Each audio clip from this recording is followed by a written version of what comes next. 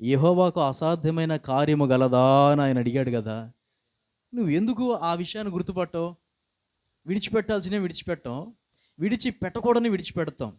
ఏమండి, పరిశుద్ధులతో సహవాసం మనకు అనుదినం అవసరమై ఉన్నది.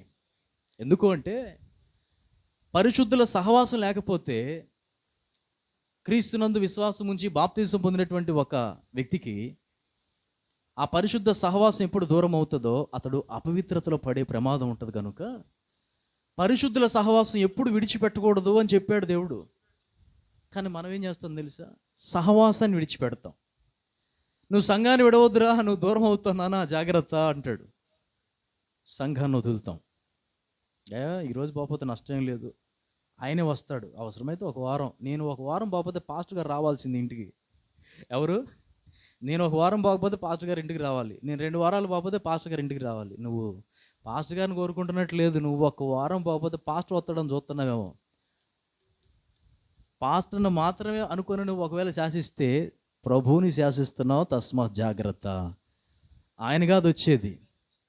ఆయన వస్తే ఆయనతో ఆయన ఉన్న తండ్రి సన్నిధి నుంచి పరమ తండ్రి గదిలో వస్తాడు. నువ్వు విడిచిపెట్టిన సహవాసం నీకు గుర్తుంటే జాగ్రత్త పడతావు.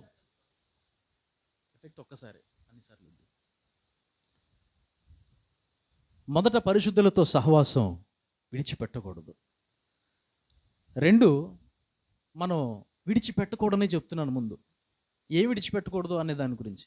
పరిశుద్ధుల సహవాసం విడిచిపెట్టకూడదు. 2వది, ఏ పొద్దు ధనమును గురించిన ఆలోచన, నీ పరిస్థితులు అన్నీ బాగున్నాయో బాగలేవో అని చూసుకొని నువ్వు ఎప్పుడు బాధపడొద్దు. నువ్వు ఒకటి కలిగి ఉండు. అదేంటంటే దేవుని పాదాలు పట్టుకునే అలవాటు కలిగి ఉండు. దేవుని పాదాలు పట్టుకునే అలవాటు కలిగి ఉండు. అది విడిచిపెట్టొద్దు. నువ్వు మొదట పరిశుద్ధుల సహవాసం విడిచిపెట్టొద్దు. 2వది, ప్రభు పాదాలు అస్సలు విడిచిపెట్టొద్దు.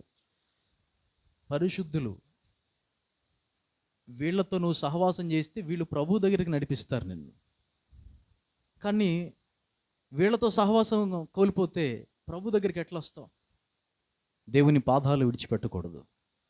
3, ఎప్పుడు ప్రార్థన విడిచిపెట్టకూడదు. ప్రార్థన ఎప్పుడు విడిచిపెట్టకూడదు. ఎప్పటికప్పుడే నూతన పరుచుకోవాలి.